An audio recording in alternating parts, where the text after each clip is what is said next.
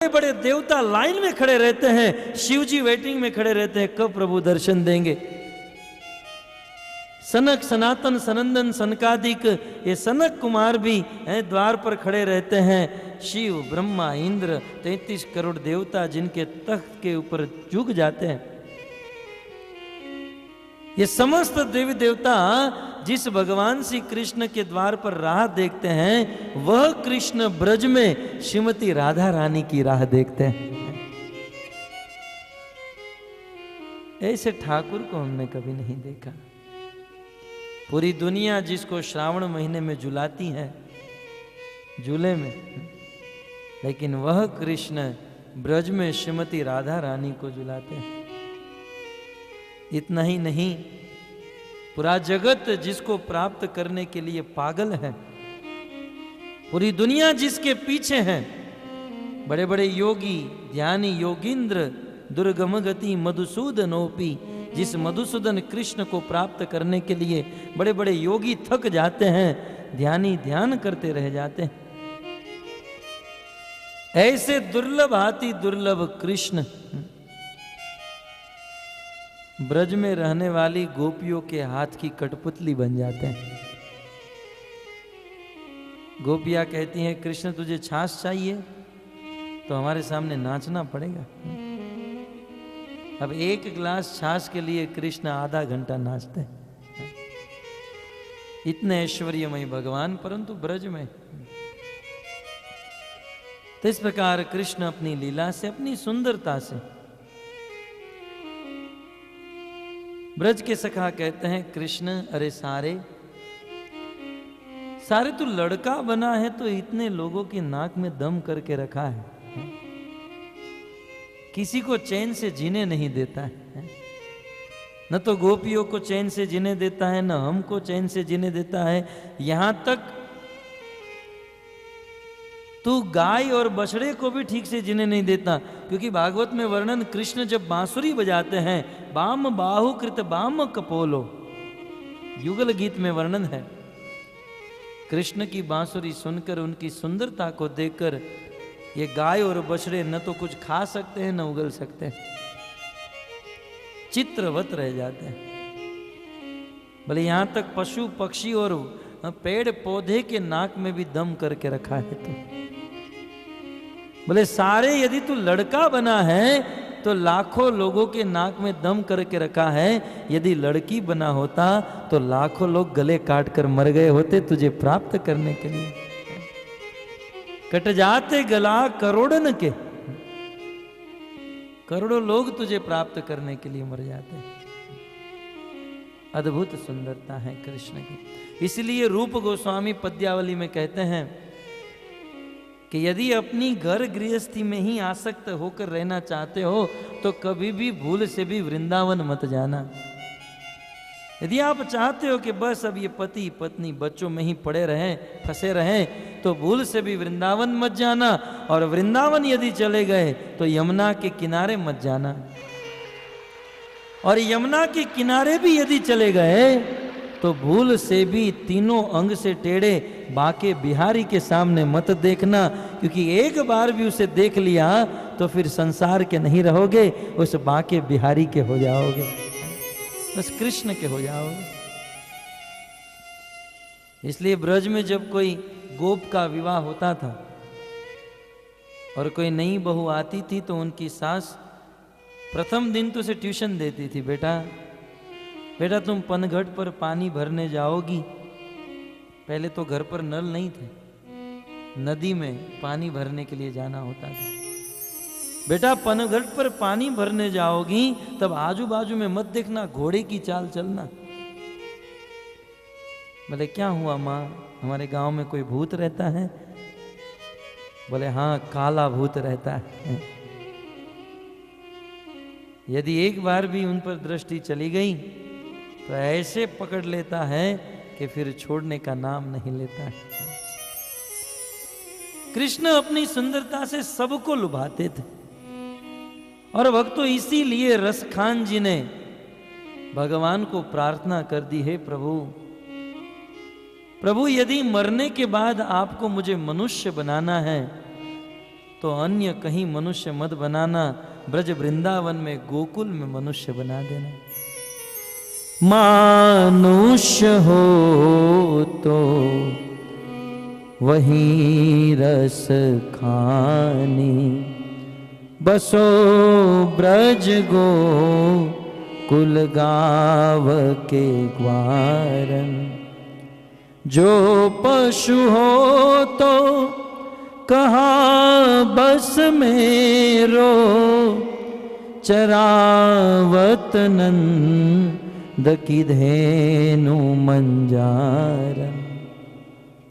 रसखान जी कहते हैं यदि मनुष्य बनाना हो तो ब्रज वृंदावन में बनाना, एक गोप सखा बना देना ताकि कृष्ण की सुंदरता को निरंतर देखता रहूं।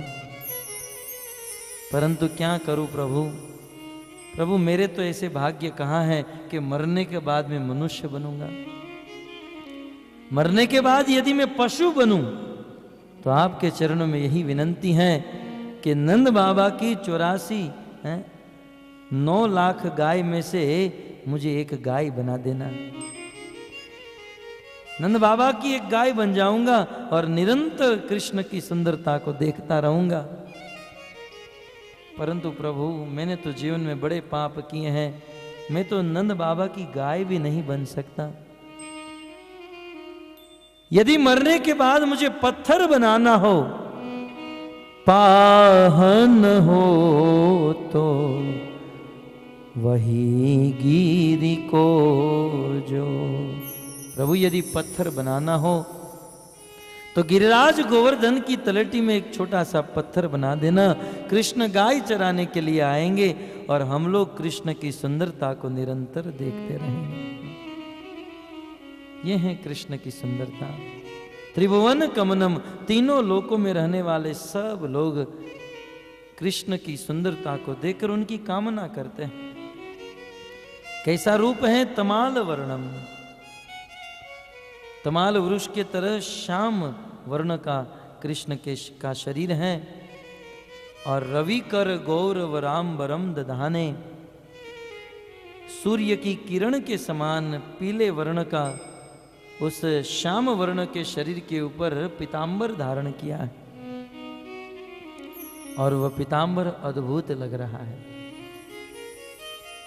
आगे कृष्ण की सुंदरता बताते हुए कहते हैं वपुरल ककुला वृतान नाब्जम। कृष्ण के मस्तक के ऊपर बहुत सुंदर घुंघराले बाल है, अत्यंत सुंदर घुंघराले बाल। कैसे हैं? नृताम्न नाब्जम। और कृष्ण की उन बालों से, वह बाल लंबे लंबे होने के कारण वह बाल की जो जुल्फे हैं, जो लट हैं, वह आगे आ चुकी है। जब वह बाल आगे आ जाते हैं तब अत्यंत सुंदर लगते हैं। कई बार हम लोग कृष्ण के बाल घुंघराले हैं ये सोचकर कल्पना करते हैं, वेस्ट इंडीज वाले जो घुंघराले होते हैं ना, मच्छर भी यदि चला जाए तो अफसोस करता है यहां आकर कहां फंसा मैं। कृष्ण के ऐसे घुंघराले बाल नहीं है, कृष्ण के बड़े चिकने हैं बाल, लंबे लंबे घुंघराले बाल। और वह बाल जब उनके मस्तक पर आगे आ जाते हैं, कपाल के ऊपर जब वह लट निकलती हैं तब तो और सुंदर लगते हैं।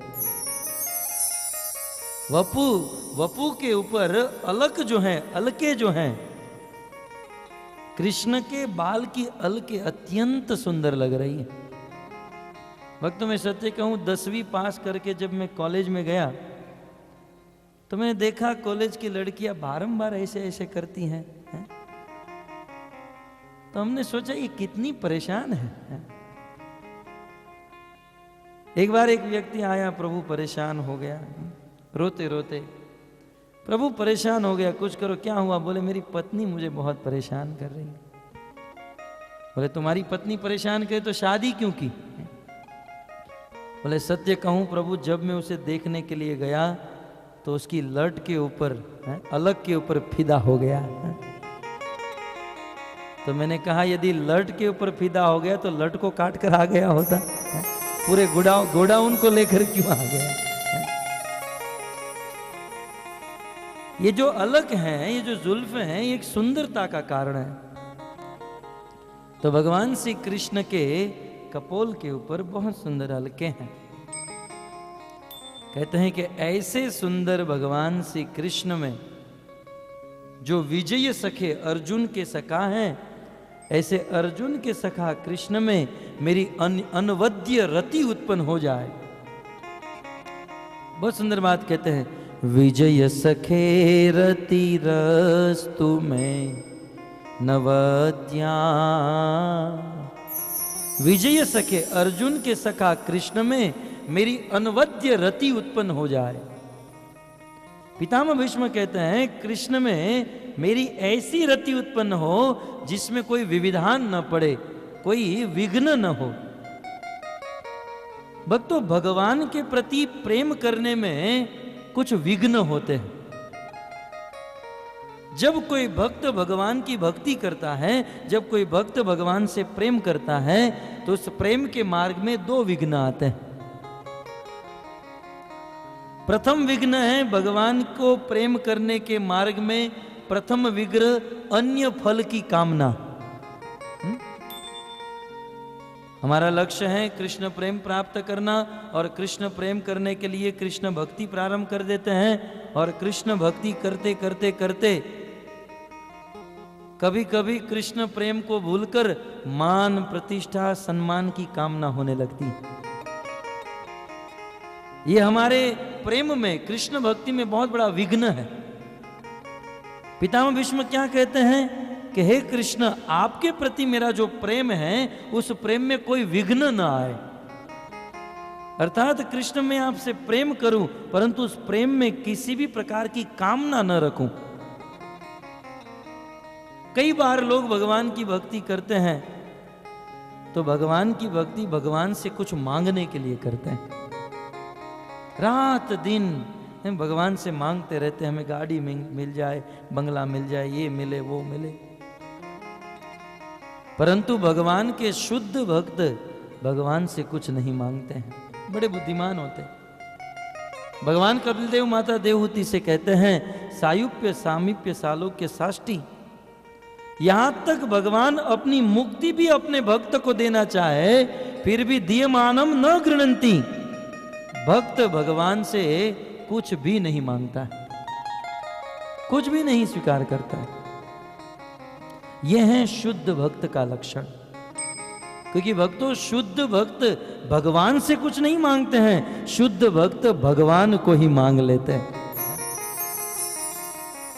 यदि हम लोग भगवान से कुछ मांगते रहेंगे तो हमें भगवान कभी नहीं मिलेंगे, कभी नहीं। आपने देखा होगा कभी कभी कुछ बच्चे अपनी धुन में खेलते रहते हैं और खेलते खेलते अपने पिताजी का मोबाइल ले लेते हैं।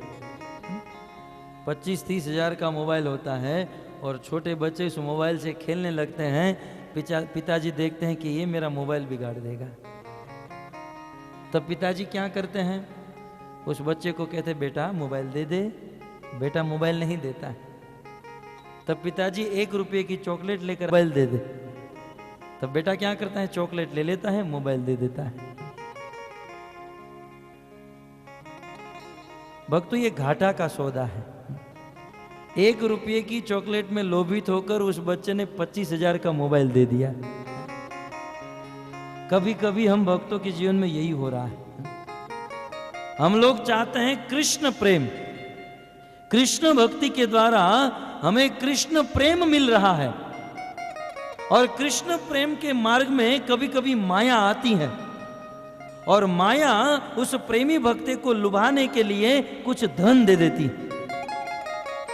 उस प्रेमी भक्तों को लुभाने के लिए, जैसे वो पिताजी चॉकलेट देते ना, वैसे माया चॉकलेट देती है। कभी धन देती है तो मान प्रतिष्ठा सम्मान दे देती है। तो जो कम बुद्धि वाले बालक होते हैं चॉकलेट लेकर मोबाइल दे देते हैं, वैसे जो कम बुद्धि वाले भगत होते हैं वे लोग पैसे को, मान प्रतिष्ठा को ले लेते हैं और प्रेम को छोड़ देते हैं। वो ये नहीं जानते हैं, वो सोचते हैं कि मुझे तो भक्ति करने से पैसा मिल गया, धन संपत्ति ऐश्वर्य मिल गया, परंतु उनको यह बुद्धि नहीं है कि ये तुच्छ पैसे के लोभ में मैंने सबसे बड़ी संपत्ति कृष्ण प्रेम को खो दिया। थोड़ा सा वॉल्यूम बढ़ाइए। ये तुच्छ धन के लोभ के कारण मैंने कृष्ण प्रेम को खो दिया। भक्तों, भागवत में एक कथा आती है। गोकुल में एक बार फल बेचने वाली आई, अनेकों प्रकार के फल लेकर गोकुल में आई, और कृष्ण को फल बड़े पसंद थे। पहले के जमाने में पैसे की सिस्टम नहीं थी, बार्टर सिस्टम थी। अनाज कुछ देना, अनाज देकर फल लेना। कृष्ण अपने घर से गेहूं की मुट्ठी भरकर लाए, और छोटे छोटे हाथ थे, और वह भी रास्ते में गिराते गिराते आ रहे थे। जब तक वो फल वाली के पास पहुंचे तब तक तो सारे अनाज समाप्त हो चुके थे। अनाज के कुछ दाने बचे थे, वह अनाज के गेहूं के कुछ दाने फल वाली को दिए और कहा मुझे फल दो। फल वाली कृष्ण के रूप में इतनी मोहित हो गई, बोले ले लो, सारा फल ले लो। कृष्ण सारा फल लेने लगे, एक ये जेब में रखा, एक यहाँ हाथ में, सारी टोकरी कृष्ण ने खाली कर दी।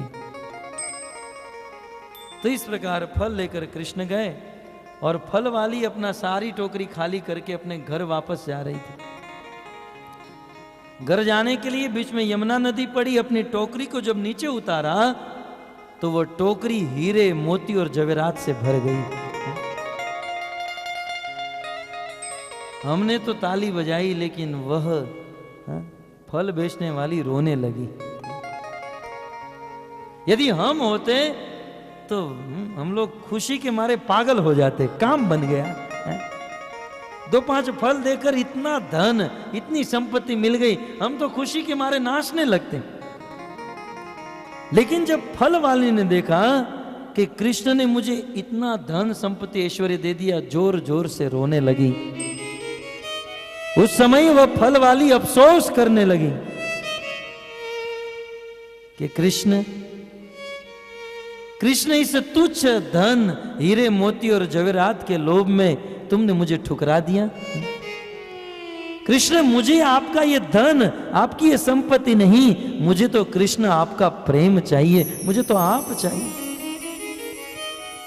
आज आपने ये तुच्छ संपत्ति देकर वास्तविक संपत्ति को मुझसे दूर कर दिया है। यह है शुद्ध प्रेम, यह है शुद्ध भक्ति। इतिहास खोलकर देख लीजिए, जिन जिन लोगों ने शुद्ध भक्ति की है, उन भक्तों के सामने भगवान प्रकट हुए, लेकिन फिर भी भगवान ने कह भी दिया मांगो, परंतु भक्त भगवान से कुछ नहीं। यदि रामायण के प्रसंग में जाए तो केवट को ले लीजिए। केवट की नौका में भगवान श्री रामचंद्र बैठे, और नौका उतरने के बाद भगवान राम केवट को उतराई देने लगे, सोने की मुद्रिका देने लगे। बहुत कीन प्रभु लखन सिय, नहीं कछु केवट ले, विदा कीन करुणा यतन, भक्ति बिमल बरु दे। भगवान श्री रामचंद्र ने बहुत कहा, केवट ले लो, ये तुम्हारी मेहनत का फल है, तुम्हारी उतराई। बार बार जब केवट भगवान को कहने लगा ले लो ले लो, भगवान केवट को कहने लगे। पहले तो केवट ने कहा प्रभु इस जगत में समान बिजनेस वाले कभी भी एक दूसरे से पैसा लेते देते नहीं। आपने कभी देखा एक डॉक्टर दूसरे डॉक्टर से पैसा लेता है ना? इसको बुखार आए तो ये इंजेक्शन मार देता है, और उस डॉक्टर को बुखार आए तो ये वाला इंजेक्शन। आपने कभी देखा एक हजाम दूसरे हजाम से बाल काटने का पैसा लेता है? इसका बाल बढ़ जाए तो वो बैठ जाता है, उसका बढ़ जाए तो ये बैठ जाता है, दोनों आपस में पटा लेते हैं।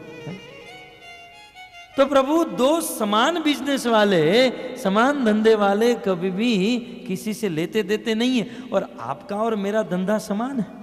लक्ष्मण तो क्रोधित हो गया, बोले अब तक तो ठीक था, तो अपनी उपमा, अपनी तुलना सूर्य वंश रघुकुल के राजा राम के साथ कर रहा है। बोले लक्ष्मण जी तुम्हें क्या पता, तुम छोटे हो, तुम्हें कुछ ज्ञान नहीं है। ये तुम्हारे बड़े भाई का बिजनेस और मेरा बिजनेस दोनों एक ही है। बोले मेरा बिजनेस नदी को पार कराना है और तुम्हारे बड़े भाई का बिजनेस भवसागर को पार कराना है, दोनों का पार कराना बिजनेस है। अब देखो प्रभु, मैंने आपको पार करा दिया, अब आप मुझे भवसागर से पार करा दीजिए, फिटूस हो जाएगा, न लेना न देना। भगवान राम ने कहा वो तो मैं करा दूंगा, परंतु ये मुद्रिका रख लो, सोने की मुद्रिका। जब बार बार कहने लगे तब केवट के मुख से यही निकला, अब कछु नाथन चाहिए मोरे, दिन दयाल अनुग्रह तोरे। फिरती बार मोही जो कछु देवा, सो प्रसाद में शीर धरि लेवा। हे नाथ, मुझे कुछ नहीं चाहिए, क्योंकि आज मुझे क्या नहीं मिला। नाथ आज मैं काहू न पावा, मिटे दोष दुख दारिद दावा। बड़े बड़े ध्यानी योगी आपका दर्शन करने के लिए मचल जाते हैं, वे परम परमात्मा सच्चिदानंदमय विग्रह का मुझे दर्शन हो गया। अब मुझे कुछ नहीं चाहिए। आपको यदि कुछ देना ही है तो आप आशीर्वाद दीजिए, अनुग्रह दीजिए कि मैं निरंतर आपको देखता रहूं, आपको प्राप्त करता रहूं। भगवान के शुद्ध भक्त भगवान से कुछ नहीं मांगते। फिर देवी कुंती हो, पितामह भीष्म हो, रामायण का केवट हो या श्रीमद् भागवत का वृत्रासुर, उस रणभूमि में युद्ध करते हुए वृत्रासुर का मन भगवान में लग गया, भगवान को स्तुति करने लगा। भगवान प्रकट हो गए, वृत्रासुर क्या चाहिए? अहम हरे तव पादेक मूलम, दासानुदासो भवितास्मि भूय, मन स्मरेत सुपते गुणास्ते, गृणीत्वाक कर्म करोतु काय। अहम हरे तौ पादैक मूलम, दासानुदासो भवितास्मि भूय। हे हरे, हे प्रभु, प्रभु मुझे कुछ नहीं चाहिए, मैं तो आपका दास हूं और दास बनकर ही रहना चाहता हूं। न तो मुझे ब्रह्मलोक का राज्य चाहिए, न स्वर्ग लोक का राज्य, न तो मुझे पृथ्वी लोक का राज्य चाहिए।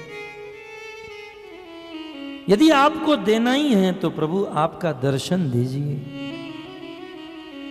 अजात पक्षा इव मातरम खगा, स्तन्यं यथावत् सराक्षोद्रयार्ता, प्रियं प्रियेव व्युषितं विषण्णा, मनोरविन्दाक्ष दिद्रक्षते त्वाम्।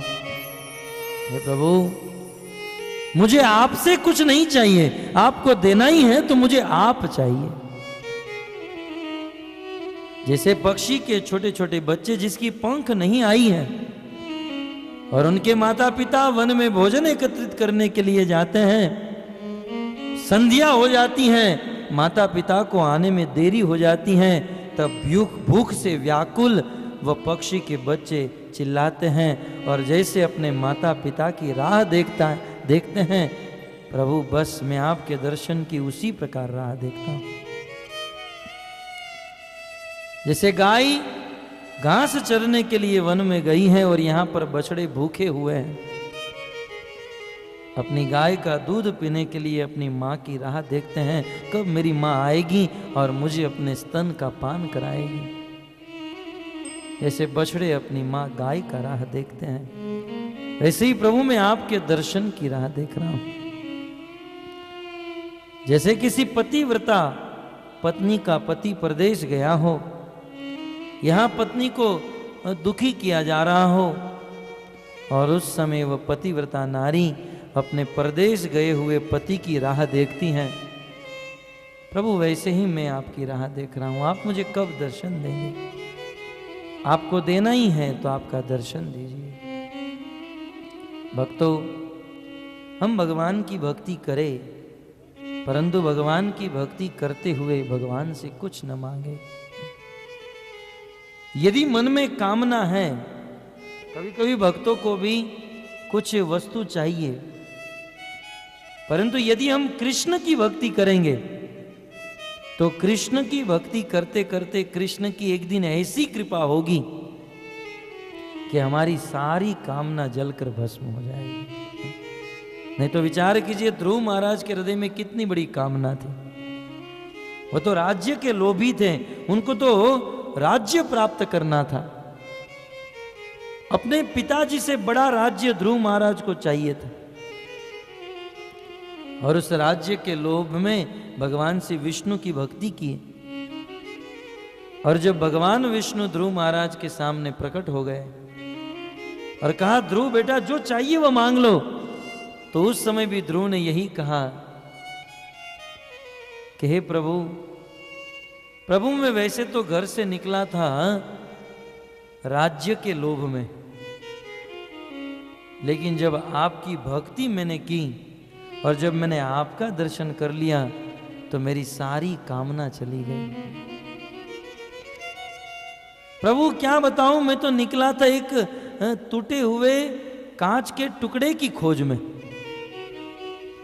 लेकिन जब मैंने आपकी भक्ति की, यहां आया, आपको देखा तो मुझे हीरा मिल गया। स्वामी कृतार्थ अहम वरम न यांचे, हे स्वामी जब मैंने आपको देखा तो मुझे हीरा मिल गया। बताइए, जिसको हीरा मिल जाता है वह कांच का टुकड़ा मांग सकता है? कभी नहीं। कृष्ण प्रेम रूपी धन जिसको मिल गया वो संसार की कोई वस्तु की कामना नहीं कर सकता है। इसलिए पितामह भीष्म कहते हैं, प्रभु मुझे आप में ऐसा प्रेम उत्पन्न हो जिसमें कोई विघ्न ना आए। तो प्रथम विघ्न कृष्ण भक्ति करते हुए अन्य लालसा, कामना करना, इच्छा रखना, और दूसरी है रति का खंडित होना। भगवान के प्रति प्रेम हो रहा है और कभी कभी वो प्रेम घट जाना, कभी कभी प्रेम बंद हो जाना। तो पितामह भीष्म के कहने का भाव है कि मेरा प्रेम खंडित न हो और मेरे प्रेम में कोई स्वार्थ न आ जाए।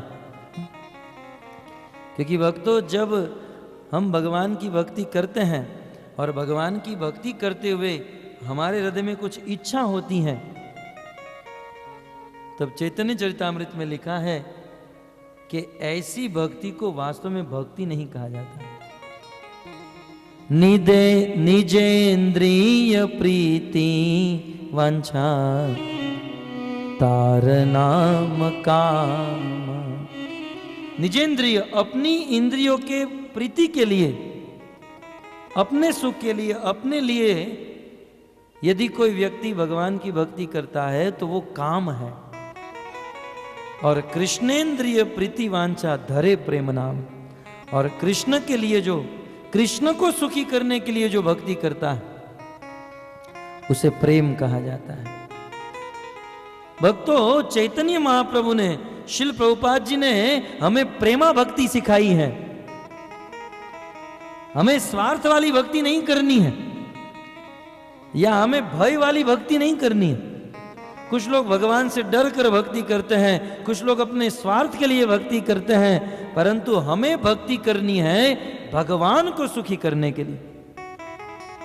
स्वयं खुद सुखी होने के लिए नहीं, हमारा लक्ष्य होना चाहिए कि हमारे इस कार्य से भगवान सुखी हो। और भगवान को यदि हम सुखी करना चाहते हैं तो सबसे पहले भगवान के साथ कुछ संबंध जोड़ना होगा, क्योंकि भगवान के साथ संबंध जोड़े बिना भगवान को सुखी करने की भावना नहीं आ सकती है, न तो भगवान के चरणों में प्रेम हो सकता है। भक्तों, भगवान से प्रेम होगा कब? जब भगवान के साथ संबंध जोड़ेंगे। बिना संबंध के प्रेम नहीं होता। हमारे गुरु महाराज दृष्टांत देते हैं, कभी कभी एक पिता अपने पुत्र को अपने हाथ से खिलाते हैं, कुदाते हैं, कभी कभी अपने पुत्र को कंधे पर बिठाते हैं और उनका बेटा कंधे पर बैठे बैठे पेशाब कर जाता है। फिर भी पिताजी को इतनी घृणा नहीं होती है। कुछ कुछ पिताओं को तो लगता है गंगा जी का छिड़काव हो रहा है? कोई बात नहीं। लेकिन वही व्यक्ति यदि अपनी बिल्डिंग के कंपाउंडमेंट में जाएगा और यदि कोई बालक पेशाब कर रहा है, अरे छी छी छी छी, भगाओ भगाओ इसको यहां से। क्यों भाई? कल तो वो लड़का आपके कंधे पर कर रहा था, फिर भी कोई प्रॉब्लम नहीं, और पड़ोसी का लड़का यदि बिल्डिंग के कंपाउंडमेंट में सुसु कर रहा है, पेशाब कर रहा है, तो तुमको प्रॉब्लम हो गई। कारण क्या? कारण यही है कि ये लड़का पराया है और वो लड़का मेरा है। उस लड़के के साथ मेरा संबंध है, वो मेरा बेटा है, मैं उसका बाप हूं। जिसके साथ संबंध होता है उससे ही प्रेम उत्पन्न हो सकता है। इसलिए चैतन्य महाप्रभु ने हमें सिखाया कि भगवान के साथ संबंध जोड़ो। भगवान के साथ बिना संबंध जोड़े हम कितनी ही भक्ति करेंगे उसका कोई फल नहीं मिलेगा। आचार्यगण दृष्टांत देते हैं, एक बार एक ऐसा व्यक्ति था जो किसी नृत्यांगना के साथ, वेश्या के साथ 10 वर्ष तक संबंध रखा और फिर 10 वर्ष तक वेश्या के साथ संबंध रखा। तब उसके पिताजी ने कोई अच्छी स्त्री को देखकर उनका विवाह करा दिया। किसी स्त्री के साथ उसका विवाह हुआ और विवाह होकर ही वह जैसे ही घर पर आया तो घर पर आते ही उस व्यक्ति की मृत्यु हो गई। और जैसे ही व्यक्ति की मृत्यु हुई तो आप जानते ही हैं कि जब कोई पुरुष की मृत्यु होती है तो उसकी संपत्ति के ऊपर स्वाभाविक उनकी पत्नी का अधिकार होता है ना।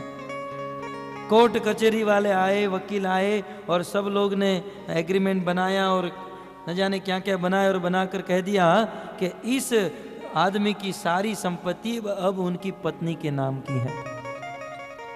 जब ये संपत्ति दे रहे थे उसी समय वो वेश्या आई, बोले ये स्त्री तो आज इनके घर पर आई है, मेरे साथ तो इसका संबंध 10 वर्ष से है, 10 साल से मैं इसको जानती हूं, ये मुझे पहचानते हैं, तो ये संपत्ति के ऊपर मेरा अधिकार है। इस प्रकार से दावा करने लगी। परंतु अंत में जज ने क्या जजमेंट दिया, चाहे भले तुम 10 साल से इनके साथ रहती हो या 20 साल से रहती हो, लेकिन तुम्हारा इसके साथ कोई संबंध नहीं। और इस स्त्री का मात्र 1 दिन का संबंध है, फिर भी ये सारी संपत्ति स्त्री को मिलेगी क्योंकि इनके साथ संबंध है। ठीक उसी प्रकार भगवान के साथ संबंध नहीं रखेंगे और भक्ति करते रहेंगे, कुछ लाभ नहीं मिलेगा। और कृष्ण के साथ संबंध जोड़कर जब हम भक्ति करेंगे तो हमें पूरा लाभ और प्रेम प्राप्त होता है। संबंध होना चाहिए। चैतन्य महाप्रभु कहते हैं कृष्ण के साथ संबंध जोड़ा जा सकता है जैसे एक प्रिया का प्रियतम के साथ होता है। और कृष्ण ये चाहते हैं प्रिया यदि मान करे, करे न भत्सन, प्रिया यदि मान करे, करे न भत्सन, वेद स्तुति है ते हरे, हरे मोर मन। प्रिया यदि मान करे करे न भत्सन। यदि कोई मेरी प्रिया बनकर मेरे साथ प्रेम करती है और प्रेम करते करते कभी भी रूठ भी जाती है तो मैं उसे मनाता हूं। कृष्ण को अपना प्रियतम बनाइए या कृष्ण को अपना सखा बनाइए। सखा शुद्ध ज्ञाने करे स्कंदे आरोहण, तुम ही कौन बड़ लोक तुम ही आमी सम। कृष्ण कहते हैं कि आप मेरे सखा बनो, सखा बनकर मुझसे प्रेम करो, मेरी भक्ति करो। और कृष्ण कहते हैं आप मुझे अपना पुत्र बनाओ, वात्सल्य भाव से मेरी भक्ति करो। कहते हैं माता यदि ज्ञाने करे, क्या है, लालन पालन। यदि कोई मां मुझे पुत्र मानकर मेरा लालन पालन करती है, मुझे स्नान कराती हैं, मुझे भोजन कराती हैं, यदि कोई माँ मुझे पुत्र मानता है और मेरा लालन पालन करती है तो मुझे इसमें बहुत आनंद आता है। देखिए भगवान को हम भगवान कहते हैं तो इतना आनंद नहीं आता है जितना आनंद हम भगवान को अपना प्रियतम कहते हैं, अपना सखा कहते हैं या अपना पुत्र कहते हैं। मान लो आप घर पर बैठे हो और कोई आपकी पत्नी को पूछे कि ये कौन है, तो आपकी पत्नी जवाब दे ये मनुष्य है, तो क्या आपको अच्छा लगेगा? है? कोई पूछे ये कौन है, बोले ये मनुष्य है, तो क्या ये पशु दिख रहा है? इतना अच्छा नहीं लगेगा। लेकिन यदि कोई आपकी पत्नी को पूछे ये कौन है, तो यदि वो कहें ये तो मेरे प्राण प्रियतम मेरे धर्म पति है, तब तो ये पानी पानी हो जाएगा। है? तो यदि जब हम भगवान को भगवान कहते हैं तो भगवान को उतना आनंद नहीं आता जैसे हमको कोई मनुष्य कहता है तो इतना आनंद नहीं। लेकिन यदि कोई भगवान को कहे कि ये तो मेरे प्राण प्रियतम है, ये तो मेरे प्रिय नर्म सखा है, और ये तो मेरे वात्सल्य है, ये तो मेरा बेटा है, मेरा पुत्र है, तो कृष्ण की सेवा करनी चाहिए। वल्लभाचार्य जी कहते हैं ना कि जैसे रोज सुबह कृष्ण को मंगला आरती ब्रह्म मुहूर्त में जगाकर उनका स्नान कराना चाहिए। यमुना जल माँ के सरगो स्नान करावो श्यामला। जल माँ के सरगो आइए स्नान करावो श्यामला। हल्के हाथे अंगो चोड़ी लाड लडावो श्यामला।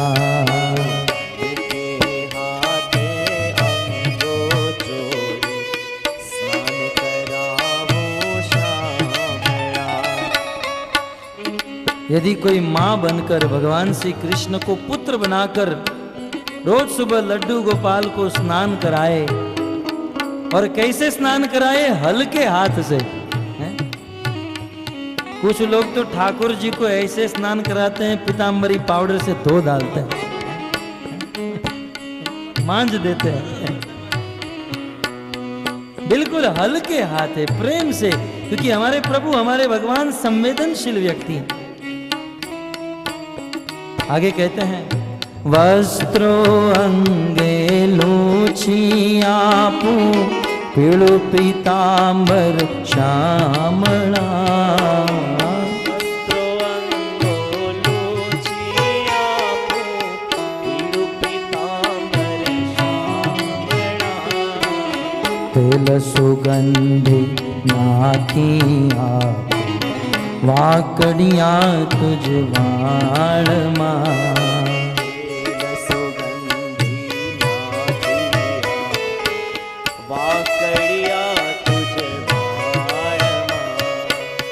यमुना जल माँ के सरगो स्नान करावो श्यामला।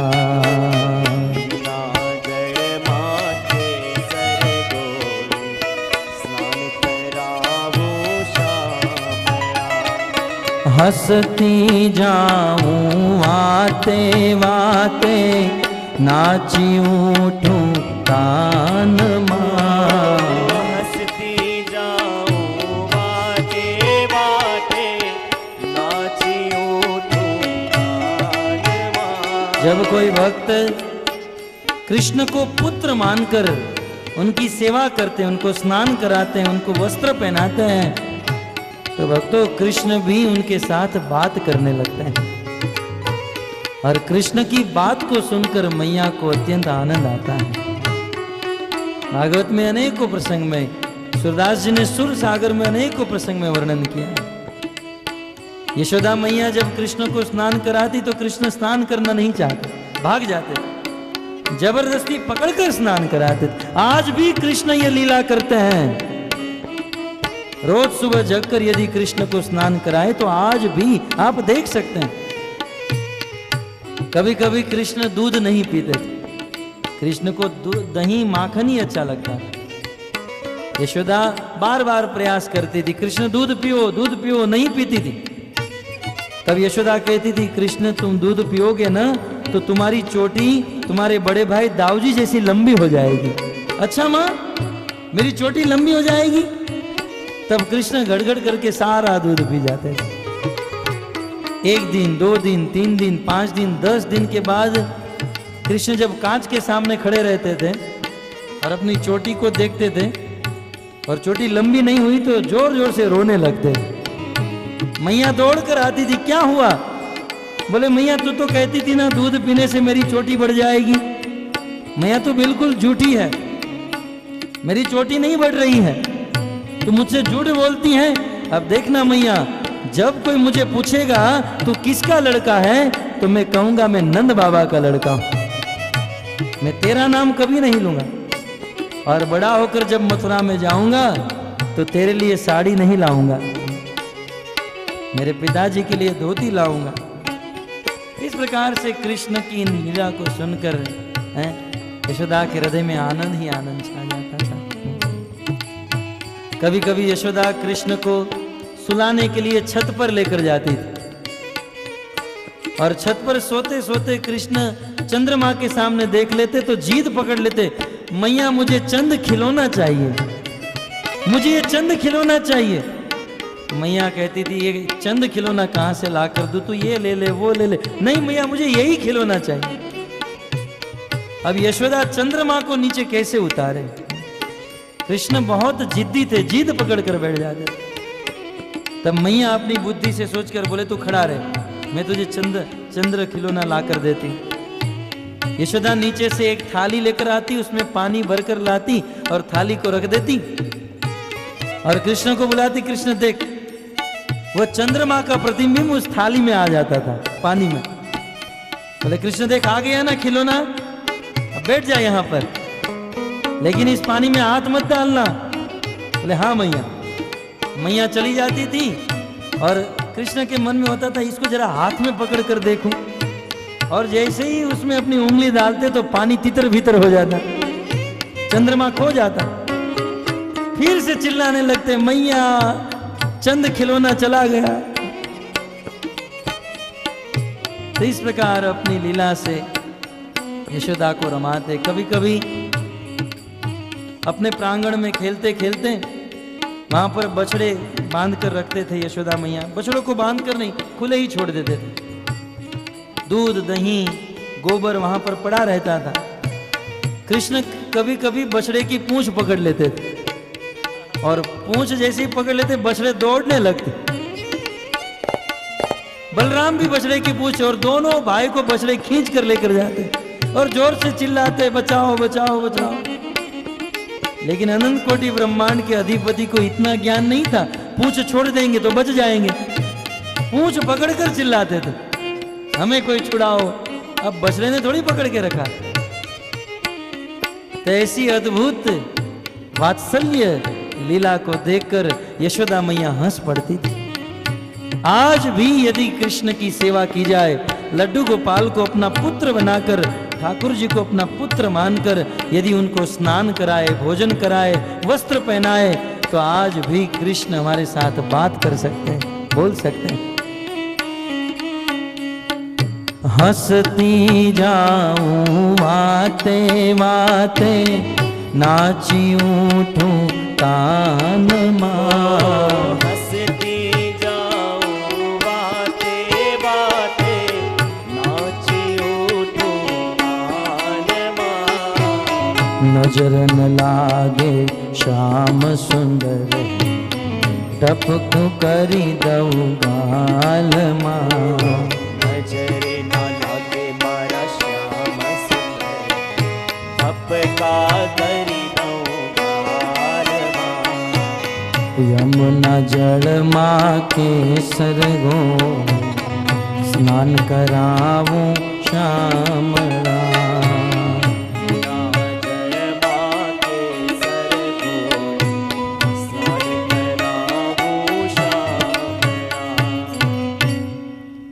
तो भगवान से प्रेम होना चाहिए, जैसा प्रेम यशोदा ने कृष्ण से किया, जैसा कृष्ण के साथ गोपियों ने प्रेम किया, कृष्ण के सखाओं ने किया। बस पितामह भीष्म कहते हैं कि विजय सखे अर्जुन के मित्र कृष्ण में मेरा ऐसा प्रेम बना रहे। तो इस प्रकार पितामह भीष्म कहते हैं कि हे कृष्ण, आप बहुत सुंदर हो, त्रिभुवन में आपसे बड़ा सुंदर कोई नहीं। कृष्ण आप तो सुंदर हो ही, इसमें कोई डाउट नहीं है, लेकिन जब आप अपने भक्त की सेवा करते हो तब तो आपकी सुंदरता और बढ़ जाती है। भक्त की सेवा करते हुए जब आपको देखा जाता है तब तो आप अत्यंत सुंदर लगते हो। युधितुर गर जो विधूम्र विश्वक, कचलुलित श्रम वार्यलम कृतास्ये। गाइए।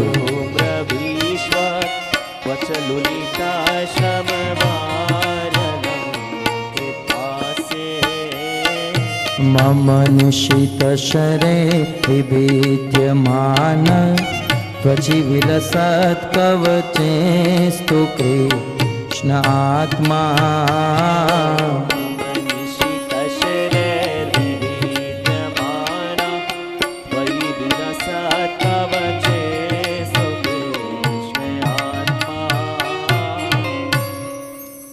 कृष्ण आप जब अपने भक्तों की रक्षा करते हैं तब आपकी सुंदरता और बढ़ जाती है।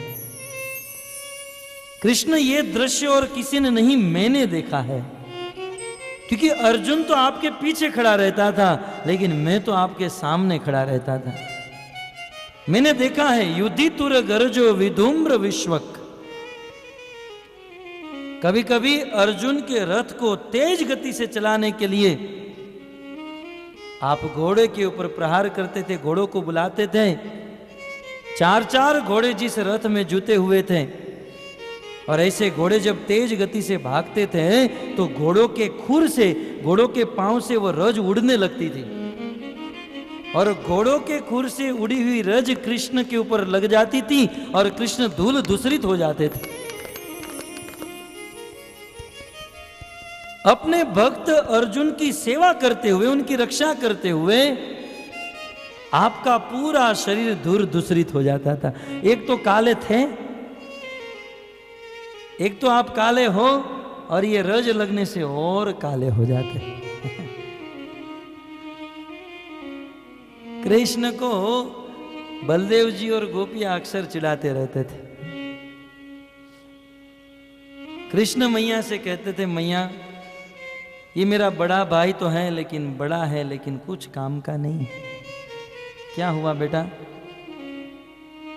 मैया ये बलदेव कहता है कि मैं तेरा बेटा नहीं हूं। क्या ये सत्य है मैया? ये बलदेव मुझे अक्सर कहता रहता है कि तेरे पिता नंद गोरे, तेरी माँ यशोदा गोरी, और तू काला कलूटा कहां से पैदा हो गया? तू नंद और यशोदा का बेटा नहीं, तुझे तो कहीं से खरीद कर लाया गया है। तो मैया मैं आपका बेटा नहीं। इतना सुनकर यशोदा की आंख में आंसू आ जाता। बेटा किसने कहा तू मेरा बेटा है? बोले दाऊ मुझे रोज चिढ़ाता है। गोपियां भी कहती थी कृष्ण तू इतना काला क्यों है। कृष्ण बहुत बहुत बहाने बनाते थे। आइए सुनते हैं क्या क्या बनाते हैं। तो इतना बता दे काना तेरा रंग काला क्यों। तो ना बता दे कान्हा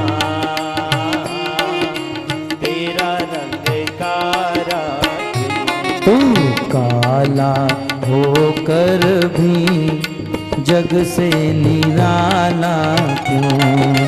काला होकर भी कृष्ण तू इतना काला क्यों है। तब कृष्ण जवाब देते थे मैंने काली रात को जन्म लियो। मैंने काली रात को जन्म लियो। और काली गाय को दूध पियो। और काली गाय को दूध पियो। देखियो गोपियों मैं काला नहीं हूं। ये तो काली रात को मेरा जन्म हुआ ना, अंधेरी रात को 12 बजे, इसलिए थोड़ा सा काला सा शेड आ गया, बाकी मैं काला नहीं हूं।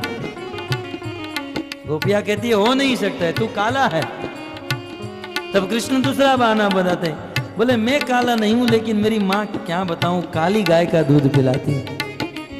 काली गाय का दूध पीने से मैं काला हो गया। बोले हो सकता है, काली गाय का दूध पीने से कोई काला बनता है, झूठा है तू।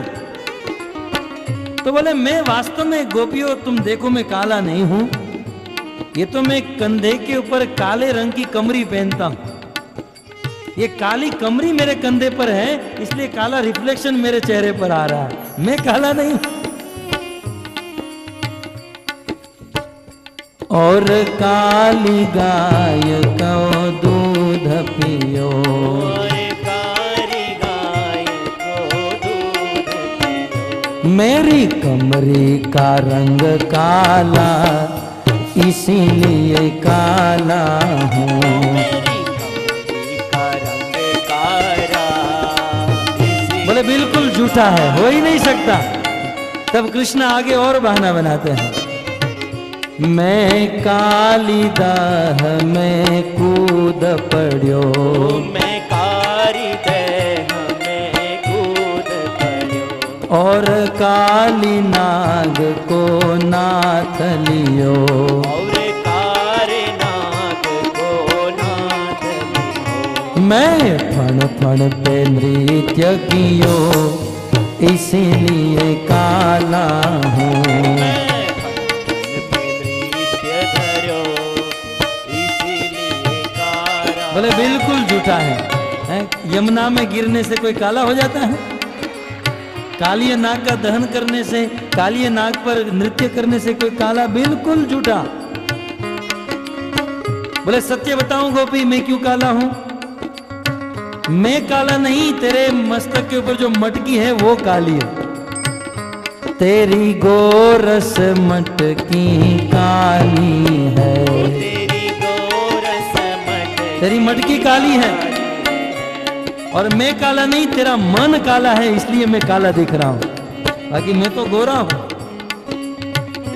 और तू यति मन की काली है।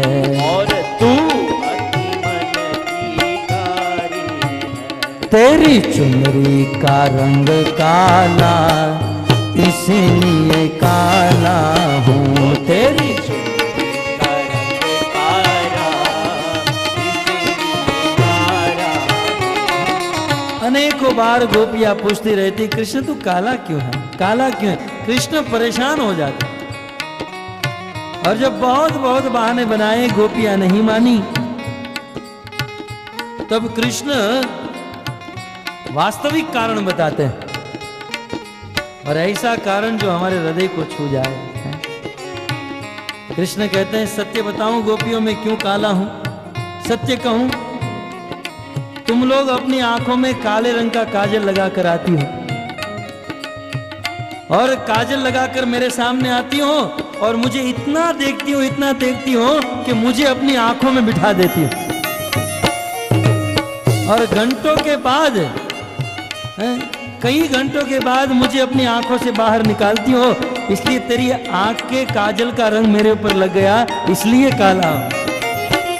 सखी नैनों में कजरा लगाती है, सखी नैनन में कजरा लगाती है, सखी नैनों में काजल लगाती है, सखी नैनों में काजल लगाती है, और नैनों में मुझको बिठाती है, और नैनों में मुझको बिठाती है, और नैनों में मुझको बिठाती है। और नैनों में मुझको बिठाती है। तेरे कजरे का रंग काला, इसीलिए काला हूँ। तेरे कजरे का रंग काला, इसीलिए काला। भक्तों, ये भजन 5000 वर्ष पहले का है। आज तो ये भजन यदि बनाना हो तो इसमें बहुत कुछ जोड़ना पड़ेगा, क्योंकि 5000 वर्ष पहले काजल मात्र काले रंग की होती थी। आज तो लाल रंग की लाइनर लगा दो, हैं, ब्लू रंग की लगा दो, जो चाहे वह रंग की लाइनर कर दो। तो गाना पड़ेगा तेरे कजरे का रंग लाल है। परंतु ये तो 5000 वर्ष पहले गोपिया काले रंग का काजल, इसलिए तेरे कजरे का रंग काला, इसीलिए काला हूँ। तेरे कजरे का रंग काला, इसीलिए काला। तू इतना बता दे काना, तेरा रंग काला क्यों? बता दे कान्हा, तेरा रंग काला। तो भगवान श्री कृष्ण काले हैं, और जब वे रथ चलाते हैं, घोड़े के पांव की जब रज उड़ती हैं तब तो और काले हो जाते हैं, दूर दूसरी। और उसमें भी अपने अर्जुन को बचाने के लिए रथ को बड़ी स्फूर्ति से चलाते हैं, तब कृष्ण के बाल जो हैं बिखर जाते हैं। तो इस समय श्रम करते हुए कृष्ण बड़े अलंकृत लगते हैं। और इतना ही नहीं, जिस दिन अर्जुन के सामने युद्ध करने के लिए मैं खड़ा हो गया और बड़ी स्फूर्ति से घमासान युद्ध हुआ, पितामह भीष्म ने एक के बाद एक सर्पों के समान बाण की बौछार कर दी। भगवान श्री कृष्ण ने देखा कि यदि मैं कुछ नहीं करूंगा तो ये पितामह भीष्म आज अर्जुन को मार डालेंगे। और उसी समय पितामह भीष्म याद करा रहे हैं, मम निशितशरे विभिद्यमान। और उस समय भगवान श्री कृष्ण अपने भक्त अर्जुन को बचाने के लिए पितामह भीष्म के बाण स्वयं अपने शरीर पर धारण कर लेते थे। उस बाण को अपने शरीर पर धारण करते थे और पितामह भीष्म के बाणों से भगवान का कवच टूट जाता था। कृष्ण के शरीर से खून की धारा बहने लगती थी। अपने भक्त की सेवा और रक्षा करने के लिए घोड़ों की खुर की रथ से धूल दूसरित हैं, बाल बिखरे हुए हैं। शत्रुओं के पक्ष के अनेकों बाण भगवान ने अपने शरीर पर ले लिए, खून निकल रहा है।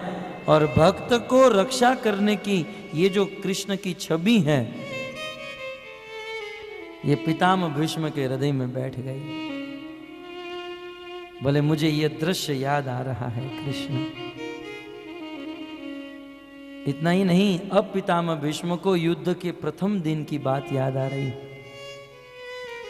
युद्ध के प्रथम दिन किस प्रकार अर्जुन के कहने पर तुरंत, जैसे कोई मालिक अपने ड्राइवर को आदेश देता है, ड्राइवर चलो गाड़ी निकालो, जी मालिक, सलाम करके जी मालिक दोनों हाथ जोड़कर ड्राइवर निकाल देता है। वैसे अर्जुन की बात सुनकर तुरंत भगवान श्री कृष्ण ने अपना रथ चलाया। सपदि सखी वचो निशम यमद्ये निज परयोर बलयोरतम निवेश्य सखी बचो निशब्द माने निज परयोर बरयो निवेश्य स्थितवती परसे कायुरक्षणा ऋतवती पार्थ सखे रते ममास्तु स्थितवती परसैनिकायुरक्षा हतवती पार्थ सखे रतिमस्तु। सपदी सखी वचो, सखी माने अपने प्रिय मित्र अर्जुन के वचन को सुनकर, सपदी माने तुरंत झटपट, अर्जुन के कहने पर जिसने तुरंत अपने रथ को दोनों सेनाओं के बीच में खड़ा कर दिया। भगवत गीता के प्रारंभ में वर्णन है, अर्जुन अपने घर से अस्त्र शस्त्र से सुसज्जित होकर उस कुरुक्षेत्र की रणभूमि में उतरा था। लेकिन अर्जुन के मन में इच्छा हुई कि जिससे मुझे युद्ध करना है उनको जरा मैं देख लूं। अपने विपक्ष को, शत्रु की सेना को देखने के लिए अर्जुन ने आदेश दिया, कृष्ण मेरा रथ दोनों सेनाओं के बीच में लेकर चले जाओ। तो अर्जुन के कहने पर तुरंत सपदी झटपट कृष्ण ने अपना रथ निज अपनी सेना और परयो और पर सेना, बल का अर्थ होता है सेना, अपनी और शत्रुओं की सेनाओं के बीच में अपने रथ को निवेश्य खड़ा कर दिया। और कृष्ण ने अपना रथ दोनों सेनाओं के बीच में खड़ा क्या किया? कृष्ण ने दोनों सेनाओं के बीच में खड़े रहकर स्थितवती, वहां पर खड़े रहकर स्थित होकर दुर्योधन की सारी सेना के ऊपर कृष्ण ने एक दृष्टि डाल दी। देखिए कृष्ण का प्रभाव पितामह भीष्म जानते हैं।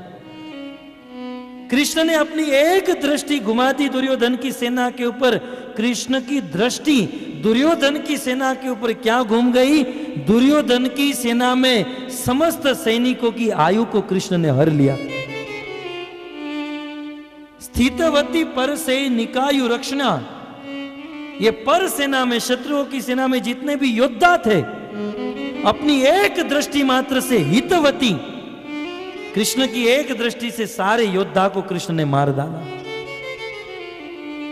रितवती माने हत्या कर दी कृष्ण ने। इसलिए आगे भगवत गीता में कृष्ण ने अर्जुन को कहा, जब अर्जुन ने कहा मैं युद्ध नहीं करूंगा, तब कृष्ण कहते हैं अर्जुन तुम्हें युद्ध नहीं करना है। अरे युद्ध करने से पहले ही मैंने सबको मार दिया है। यदि तुम्हें विश्वास नहीं तो देख लो मेरे विराट स्वरूप में। उस समय भगवान ने अपना अद्भुत विराट रूप प्रकट कर दिया। भूत भविष्य वर्तमान तीनों काल एक साथ भगवान ने दिखा दी। रति अतिरथि महारथी कर्ण, द्रोणाचार्य, पितामह भीष्म, ये सब लोग उस विराट मुख के दांतों में फंसे हुए थे। काल के मुख के भोजन बन चुके थे। कृष्ण ने कहा अर्जुन मैंने सबको मार दिया है, तुम्हें तो मात्र यश लेना है। यश लभस्व, यश प्राप्त कर लो। तो पितामह भीष्म कहते हैं जिन्होंने अपनी एक दृष्टि मात्र से पर पक्ष की सेना की आयु को हर लिया। भक्तों, भगवान यदि चाहे तो अपनी दृष्टि करके मरे हुए को जीवित कर सकते हैं, ये आपने सुना। और कृष्ण यदि चाहे तो अपनी दृष्टि से जीवित व्यक्ति को मार सकते हैं। अपनी एक दृष्टि मात्र से जीवित को मार सकते हैं। मार डाला दुर्योधन की सेना को, हर ली सबकी आयु को।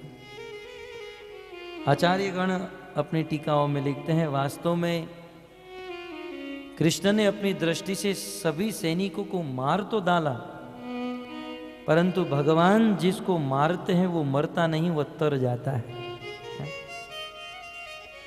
कृष्ण ने सब के ऊपर दृष्टि की। सब लोग महाभारत के युद्ध में जितने भी लोग मरे, कहते हैं ये सब लोग कृष्ण को देखकर मरे। जितने भी लोग मरते थे तो मरते समय कृष्ण अपना दर्शन दे देते थे।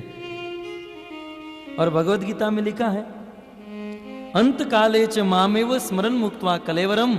यदि कोई व्यक्ति अपने जीवन के अंतिम समय में, मरते समय कृष्ण को देख लेता है, कृष्ण को याद कर लेता है, तो मरने के बाद कृष्ण के धाम को प्राप्त हो जाता है। तो कृष्ण ने पर पक्ष के सैनिकों को अपनी दृष्टि से मारा ही नहीं, उन सभी सैनिकों को मारकर सबको तार दिया और सबको अपने धाम में भेज दिया। ये है कृष्ण की महिमा। बोले ऐसे पार्थ सखे, ऋतवती पार्थ सखे रति ममास्तु। ऐसे पार्थ सखा, ऐसे अर्जुन के सखा श्री कृष्ण में मेरी रति उत्पन्न हो जाए, मेरा प्रेम उत्पन्न हो जाए। तत्पश्चात पितामह भीष्म अपनी स्तुति के अगले श्लोक में महाभारत के प्रथम दिन और भगवत गीता के उपदेश की बात कर रहे हैं। कहते हैं, जिस समय दोनों सेनाओं के बीच में रथ आकर खड़ा हो गया और अर्जुन अपने ही स्नेही स्वजनों को देखकर मोहित हो गए और कह दिया मैं युद्ध नहीं करूंगा, उस समय भगवत गीता का ज्ञान देकर भगवान श्री कृष्ण ने अर्जुन के सारे अज्ञान को दूर कर दिया। जिन्होंने यह दिव्य गीता का ज्ञान देकर अर्जुन के मोह को दूर किया, ऐसे भगवान श्री कृष्ण में मेरा प्रेम उत्पन्न हो जाए। व्यवहित पृतना मुखम निरीक्ष स्वजन वदाद्विमुखस्य दोषबोध्या। व्यवहित पूतना गाइए। निरीक्ष स्वजन वदाद्विमुखस्य दोषबोध्या। कुमति महरदा मविद्ययाय शरण